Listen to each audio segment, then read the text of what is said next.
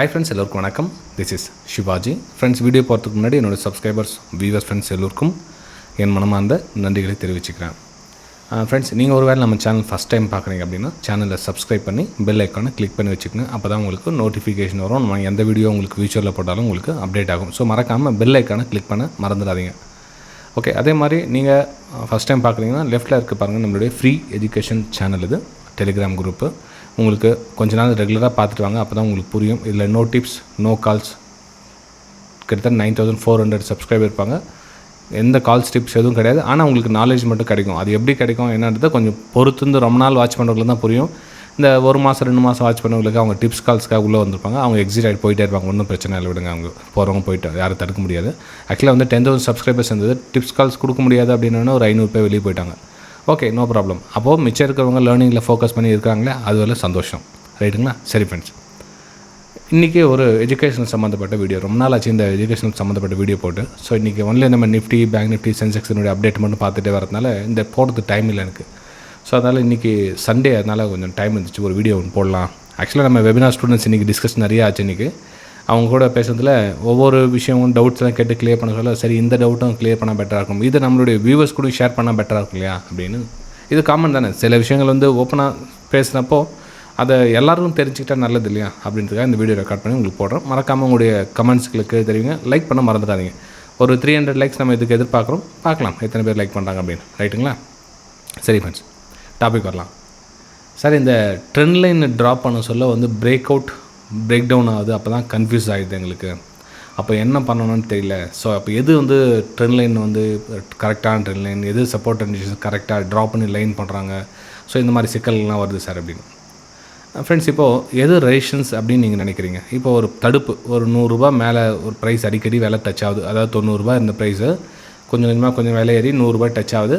திரும்ப வந்து 90க்கோ 85ஓ 75ஓ வருது. திரும்ப வந்து மேலே போய்ட்டு அதே 100 ரூபாய் ரேஞ்சை தொடுது.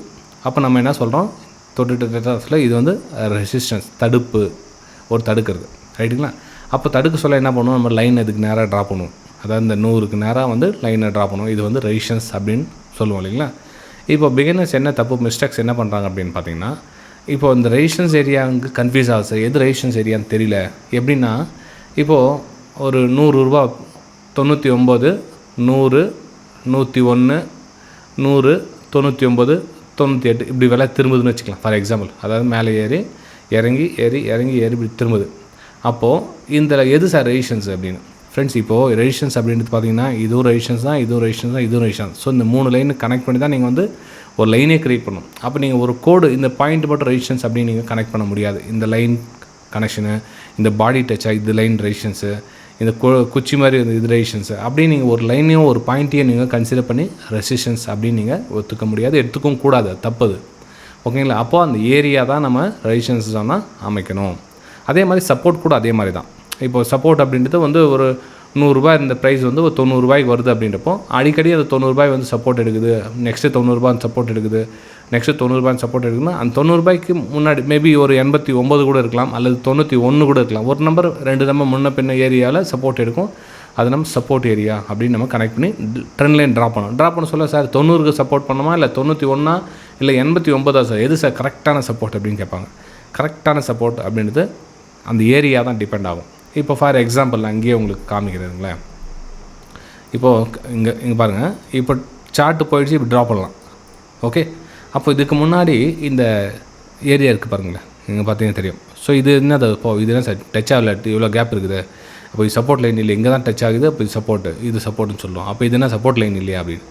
இப்போது இந்த இடத்துல என்ன பண்ணியிருப்பாங்க? இந்த இடத்துல வந்ததுக்கப்புறம் தான் சப்போர்ட்டாக தெரியுது. அப்போது இந்த லைன் வரத்துக்கு முன்னாடி இதுதான் சப்போர்ட்டாக இருந்திருக்கும். புரியுதுங்களா நான் சொல்கிறது? ஓகே, அப்போது இது சப்போர்ட்டாக இருந்தது. ரேட்டிங் நல்லா கவனிச்சிங்க ஃப்ரெண்ட்ஸ். இது வந்து சப்போர்ட்டாக இருந்தது. இந்த சப்போர்ட் எடுத்துகிட்டு ப்ரைஸு மேலே மூவ் ஆச்சு. அப்போ என்ன வந்து ப்ரைஸு இந்த லைன் டச் ஆக சொல்ல இது என்ன மாறுது? இந்த ஏரியா சப்போர்ட் ஏரியாவாக ஒர்க் பண்ணுது.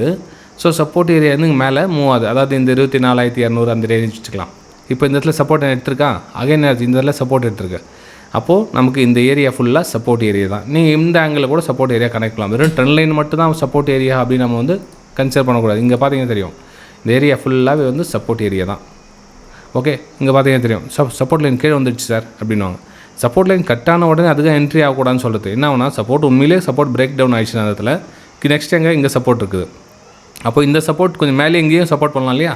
இப்போ இந்த சப்போர்ட் இருக்குது, இதுக்கு மேலே இவங்க வந்து அக்ரெசிவாக பையர்ஸ் வந்தாங்கன்னா இதுக்குள்ளே சப்போர்ட் எடுத்துருவாங்க. அப்போது நமக்கு என்னன்னா, சப்போர்ட் ஏரியா வெயிட் பண்ணி தான் நம்ம ட்ரேட் எடுக்கணும். உண்மையிலே பிரேக் டவுன் ஆகிடுச்சு அப்படின்னு என்ன ஆகும், கட் ஆகிடும். ஸோ ரீடெஸ்ட் என்ன ஆகும், இது ரெசிஸ்டன்ஸாக ஒர்க் ஆகும். ஸோ லோயரில் ஃபார்மேஷன்னா மார்க்கெட் கீழே வரும். அப்போ நம்ம இது ரெசிஸ்டன்ஸாக சப்போர்ட்டாகவும் கன்சிடர் பண்ணிக்கலாம். ஆனால் அதுக்கு முன்னாடி நிறைய பேர் என்ன பண்ணுவாங்க, சரி ட்ரெண்ட் கட்ட இருந்துச்சு, பிரேக் டவுன் ஆகிடுச்சு, செல் பண்ணிடலாம் அப்படின்வாங்க. இங்கே கூட பாருங்கள், சின்ன எக்ஸாம்பிள், இது கூட ரெசிஸ்டன்ஸ் ஏரியா. இதில் கட் ஆகிடும், என்ன பண்ணுவாங்க, டக்குன்னு ரெசிஸ்டன்ஸ் கட் ஆகிடுச்சு, பை எடுத்துடலாம். பை எடுத்து என்ன ஆகும், திரும்ப உள்ள வந்து ப்ரைஸு ஸ்டாப் லாஸ் ஹிட் ஆகிருக்கும். அப்போது இந்த இடத்துல என்னாச்சு, ட்ரெண்ட் லைன் கட் ஆக சொல்ல க்ளோஸ் கொடுக்கல. அப்போ ரீடெஸ்ட் எடுத்துகிட்டு உண்மையிலே மேலே போச்சு அப்படின்னா திரும்ப வந்து நம்ம பை எடுக்கலாம். ஆனால் ரீடெஸ்ட் எடுக்காமல் உள்ளே வந்துட்டப்போ திரும்ப என்னாச்சு, அது ஃபெயில் ஆச்சு.